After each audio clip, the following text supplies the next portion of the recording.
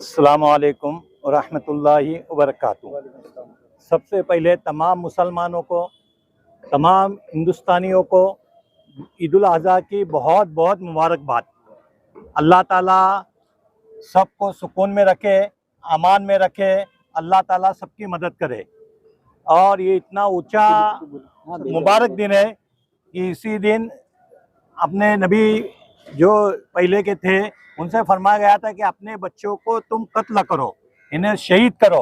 तो उसके जगह पे दुम्बा पेश किया गया। उन्होंने इतनी बड़ी कुर्बानी दी। तो आज हमको भी ये चाहिए कि हम भी तमाम लोगों के लिए कुर्बानी दे, अपने हक को लोगों के ऊपर कुर्बान करे। क्या होता है मालूम, मैं चाहूँगा कि इसका भी माल मेरा, उसका भी माल मेरा, तो उसके ये छोड़े सब अपना माल भी दूसरों को देने को कोशिश करे। और इसमें सब में बड़ी बात आज जो फेसबुक में हुई है, जो एक हिंदू है, हिंदू जमात का है, लेकिन प्रसाद दगे पाटिल साहब, इन्होंने न हिंदू देखा न मुसलमान देखा। यहाँ पर लोगों को नमाज पढ़ने की सहूलत नहीं थी। सिरकों से परमिशन लेना कोई आसान बात नहीं है, लेकिन हजरत ने जाके सिरकों से परमिशन ली, तमाम लोगों को सपोर्ट दिया। सही में हक अगर है कोई तो प्रसाद दगे पाटिल साहब का है। मैं इकबाल इब्राहिम नावड़ेकर, जनरल सेक्रेटरी बहुजन वंचित विकास संस्था महाराष्ट्र, प्रसाद दगे साहब का बहुत बहुत शुक्रगुजार हूँ। इन्होंने ऐसे माहौल में, जबकि हिंदू मुस्लिम चल रहा है, ऐसे हालात में आपने जाके वहां से ऑर्डर लिए और तमाम मुसलमानों को नमाज पढ़ने का मौका दिया।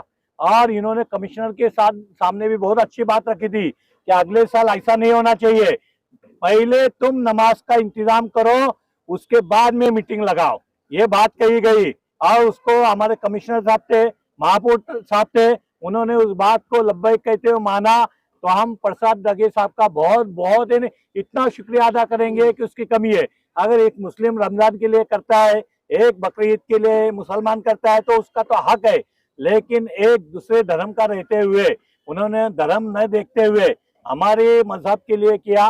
तो हम उनको बहुत बहुत शुक्रिया अदा करेंगे और अल्लाह ताला से दुआ करेंगे, अल्लाह ताला हमको भी हिदायत दे और इनको भी हिदायत दे। अल्लाह ताला सबको ईमान की दौलत से नवाजे। और जो प्रसाद दगे साहब ने जो मेहनत की है और मौलाना ने उनका साथ दिया, यहाँ के तमाम लोगों ने, हमारे दोस्त है, खासकर इनको दिखाओ, खास दोस्त है हमारे, सब लोगों ने ये किया, इनका बहुत बहुत शुक्रिया। और मैं ऐसा ही कहूँगा कि अल्लाह ताला ऐसे इनको तौफीक दे।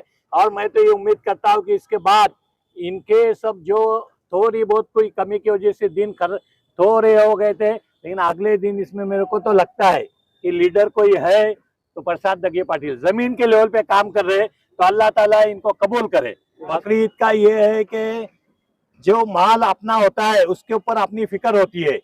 तो हमारे नबी को बताया गया कि तुम्हारा सब में ज्यादा प्यारा चीज क्या है, तो उन्होंने बोला बेटा है, तो बोले उनको कत्ल कर दो। तो उनको ले जाया गया और बच्चे को कहा गया कि तुझे कत्ल किए, तो बोलते किसका हुक्म है, तो बोले अल्लाह ताला का हुक्म है। तो बोलते मेरे आपके अब्बा जान, आपके सर के ऊपर पट्टी बांधो, कहीं ऐसा ना हो जाए कि आप डर जाए।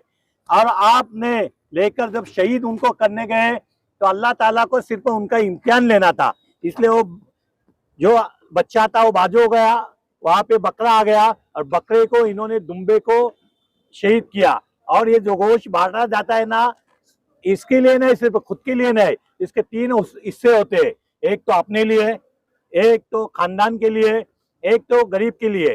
तो इसका मेन मकसद ये है कि गरीब बेचारे, कभी खाने को बेचारे को बकरा मिलता नहीं मिलता, गोश्त मिलता नहीं, तो वो भी लोग खुश है। एक तो ये है, और रमजान में फितरा दिया जाता है और 1 लाख के ऊपर 2500 ज़कात दी जाती है। इसका मकसद ये है कि तुम्हारे बाजू में जो भी गरीब है उसका भला हो। उसमें गरीब में ये नहीं तुम्हारे बाजू में कि मुसलमान ही होना जरूरी है, हिंदू हो ईसाई हो, सबको तुम गोश्त दो और उनको खुश करो।